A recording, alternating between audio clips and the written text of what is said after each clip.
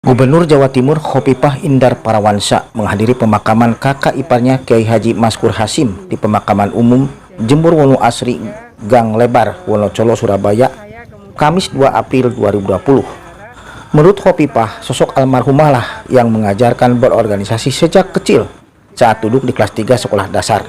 Mantan Menteri Sosial itu didaulat menjadi bendahara berjanji. Ada uang kita beli panci, kita suka pinjam teko, caret, ada uang kita beli caret. Jadi sampai akhirnya seluruh kebutuhan jamiah anak-anak itu lengkap. Tapi guru organisasi saya adalah Kiai Maskur Hasim ini.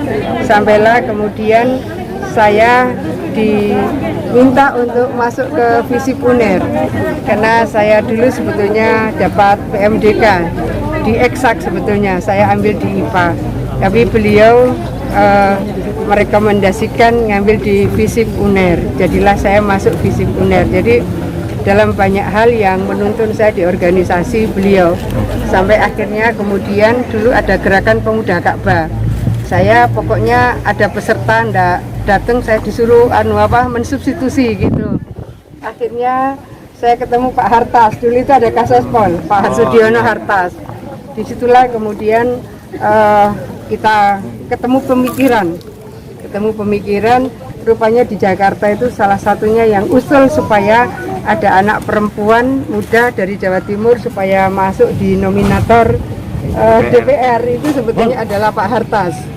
Jadi jalan saja, jadi Allah memberikan jalan seperti itu, tetapi bahwa yang mengenalkan saya di organisasi juga di dunia politik sebetulnya almarhum kakak saya, Kiai Maskur Hasim.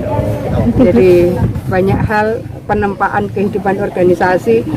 Kenapa saya SMA kelas 3 bisa jadi ketua IPPNU Surabaya, kemudian saya waktu itu sudah di ketua Kopri, saya ketua cabang PMI itu sudah semester 5, sangat langka. Karena memang kakak saya mengantarkan dan menempa itu. Saya biasa diajak diskusi Pak Emil sampai jam 2 dini hari. Narasumber kayak Gus Dur itu, iya kan Ansor kan, jadi beliau ketua Ansor Jawa Timur.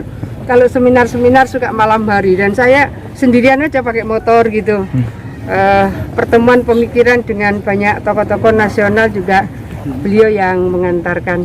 Jadi di dalam proses saya berorganisasi dan mengenali berbagai pikiran-pikiran kebangsaan, beliaulah yang mengantarkan. Sosok yang sangat bersejarah berarti Bu dalam. Ya, kalau ya tidak ada sesuatu yang given ya. Saya rasa kita semua membutuhkan proses. Proses itu ada ruang yang orang akan memberikan mediasi kepada kita, ketemu dengan ruang-ruang tertentu. Ada yang memanfaatkan ruang itu untuk bisa melakukan ekspresi dan eksperimentasi kehidupan keorganisasian. Ada yang cuma sambil lalu gitu. Jadi ruang itu menjadi penting bagi kita semua. Ruang itu akan jadi peluang baik, tapi ruang itu bisa jadi ruang biasa-biasa saja kalau kita tidak memaksimalkan proses interaksi yang kita bisa dapatkan dan bisa menjadi bagian penempaan diri kita, mental kita. Ya gitu sih, ya. Ini beliau ini sakit atau gimana itu? Nggak ada sakitnya, makanya kakak saya itu tadi nangisnya lumayan di rumah karena setengah 12 masih berkomunikasi, jadi dipikir tidur saja gitu. Biasa kan yang salat subuh itu ada wirid yang harus dibaca bersama, kok sampai kemudian sudah hampir jam 5 kok belum bangun.